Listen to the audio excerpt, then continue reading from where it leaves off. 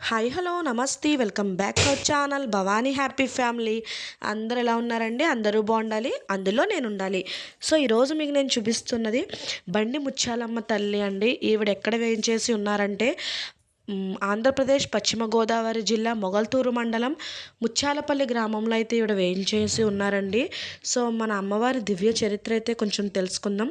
ఈవిడైతే ఇక్కడ ఎండకు ఎండి వానకు తడిచి నేను ఇలాగే ఉండాలనేసి అయితే కోరుకున్నారంటండి.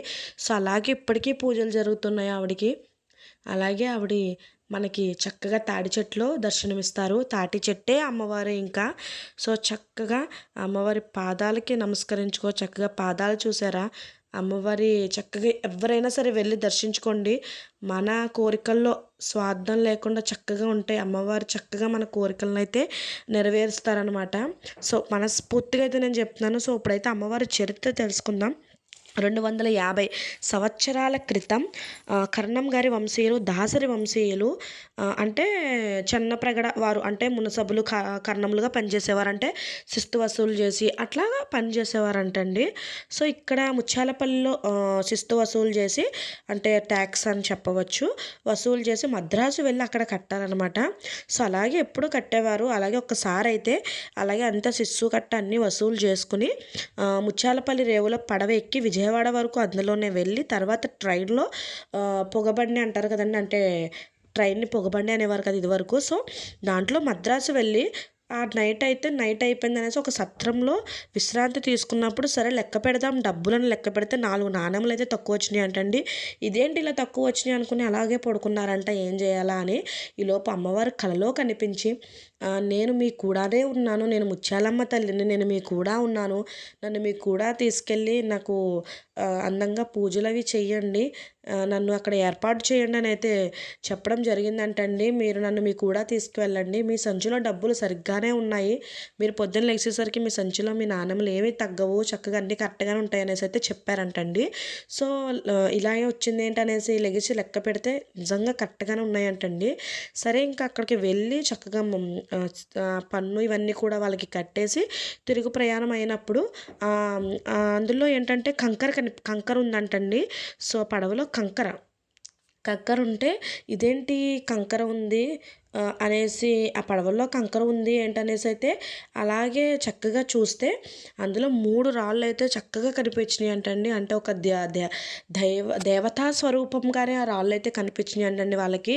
ఆ రాళ్ళను అయితే తీసుకుని వచ్చి సో సో ఎక్కడ పెట్టాలి అనేసి అయితే అంటే ఆవిడే ముత్యాలమ్మాయేమో అనేసి తీసుకువచ్చి ఎక్కడ పెట్టాలి అని చూస్తే ఒక అతని మీదకైతే ఆవిడ వచ్చి నన్ను ఈసైన మూలమున పొన్నాని వారి తోటలో ఒక తాటి చెట్టు కింద పెట్టండి, ప్రతిష్ఠించి నాకు అక్కడ పూజలు చేయండి అని అయితే చెప్పారంటండి. సో ఆ 3 దేవతలు కూడా కుండల రూపంలో ఉంటారండి. సో ఒకళ్ళైతే పోతురాజు, ఒకళ్ళైతే మారెమ్మ తల్లి, సో ఇంకొక ఆవిడైతే ముత్యాలమ్మ తల్లి అనమాట.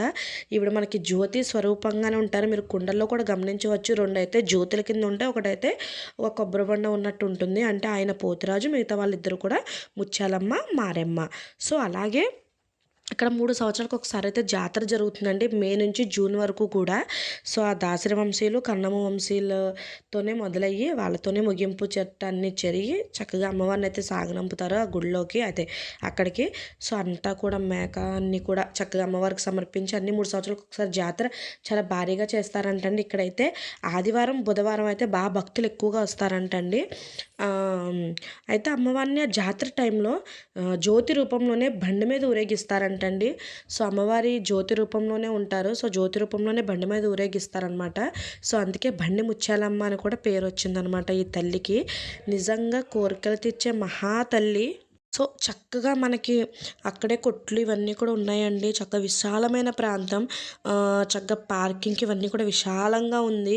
ఎంతమంది అయినా దర్శనం చేసుకోవచ్చు చక్కగా. ఇక్కడ ఎక్కడా లేని ఒక ఇది ఏంటంటే కనుక చక్కగా వెళ్ళిపోయి మనం డైరెక్ట్ అమ్మవారి కాళ్ళ మీద అయితే పడిపోయి మనం చక్కగా అమ్మవారిని అయితే దర్శించుకుని తరించవచ్చు. చక్కగా అమ్మవారి కృపకు మనం పాత్రలు కావచ్చు కూడా. సో ఇక్కడైతే అమ్మవారి చరిత్ర మొత్తం ఈ పలకపై చక్కగా అంతా రాసి పెట్టారనమాట. సో ఎక్కడి నుంచి వచ్చిన భక్తులు తెలుసుకుంటారు అనేసి ఒక ఉద్దేశంతో. అలాగే అమ్మవారు చక్కగా ఇక్కడ ఎంత ఇదిగా ఉంటారంటే నిజంగా అంటే మీరు అంటే అక్కడ ఏదో అలా కట్టారు కానండి, తాటి చెట్టు గట్ట ఏమి అవి చక్కగా వానకి తడిచి ఎండకి ఎండేలాగానే ఆ తల్లి నేను ఉంటాను అని చెప్పారు కాబట్టి సో అలాగే వదిలేశారు ఆ తల్లిని.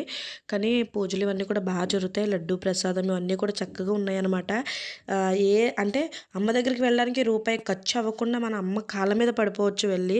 చక్కగా 1976లో కూడా అమ్మవారికి ధర్మడిబ్బి అనేది పక్కన ఏర్పాటు చేశారనమాట. సో మన ఏమన్నా కానుకలు కట్ట ఉన్నా అందులోనే అమ్మవారికి సమర్పించుకోవచ్చు. ఇక్కడ చూసారు కదండి 3 కుండల రూపంలో ఆ వెండితో కూడా అక్కడ పైన అలా పెట్టారు. సో ఇంకా కుండల రూపంలో జ్యోతి రూపంలోనే అమ్మవారిని మనం దర్శించుకోవచ్చు అనమాట. చక్కగా పాదాలు చూసారండి ఎంత అందంగా ఉన్నాయో. నేనైతే లాస్ట్‌లో పూజ కూడా చేసుకున్నాను అనమాట. చక్కగా అమ్మవారిని దర్శించుకుని అందరూ కూడా తరించండి. అమ్మవారి కృపకు పాత్రులు కండి. అమ్మవారైతే ఖచ్చితంగా కరుణిస్తారు మీ కోరికలో నిజాయితీ ఉంటే. సో మళ్ళీ మళ్ళీ వెళ్ళాలనిపించే, చూడాలనిపించే అమ్మవారనమాట. అంటే తాటి చెట్టే కదా అని అనుకోకూడదు. ఎన్నో మహిమలున్న తల్లి. సో అంతేనండి ఇంక ఈరోజు వీడియో అయితే. ముత్యాలమ్మ తల్లిని దర్శించుకోండి నాతో పాటు మీరు కూడా. మేమైతే మా పెళ్లి రోజునే పేరుపాలెం వెళ్ళాం కదండీ! సో అప్పుడే వెళ్ళామనమాట. సో ఇక్కడైతే మా హస్బెండ్‌కి పిల్లలకి అక్షింతలు అయితే వేస్తున్నాను. సో ఇంకంతేనండి వీడియో. Bye bye.